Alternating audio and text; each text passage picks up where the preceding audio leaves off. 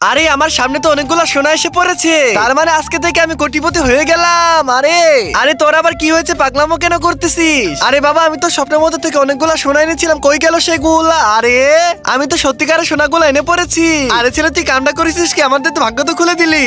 এইগুলো আসল নাকি নকল একটু চেক করতে হবে। আরে বাবার এগুলো তো আসল মনে হচ্ছে, তার মানে আমরা কোটিপতি হয়ে গেলাম। এখন চলো তাড়াতাড়ি ঘুমিয়ে পড়ি। আরে ছেলে আমরা তো ঘুমের পরে ঘুমিয়ে পড়েছি, কিন্তু এটা আমরা কই চলে আসলাম? আরে আব্বু আব্বু দেখো, সামনে তো নাগিন মনি এসে পড়েছে। এটা যদি লুট করতে পারি তাহলে তো আমরা কোটিপতি পর্যন্ত হয়ে যাবো। তোরা যদি এই মনির উপর হাত দিস তাহলে তোদেরকে এখানে মেরে ফেলবো।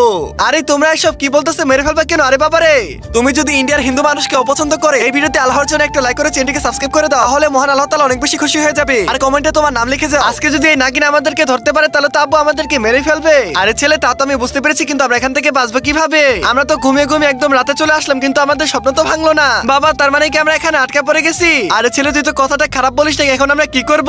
এখন চলো তাড়াতাড়ি এটাকে লুট করতে হবে। আরে এখানে তো মনিটা আছে, তোরা আজকে এসেছিস, তোদেরকে আজকে মেরে ফেলবো। নেক্সট পার্ট দেখার জন্য সাবস্ক্রাইব করুন।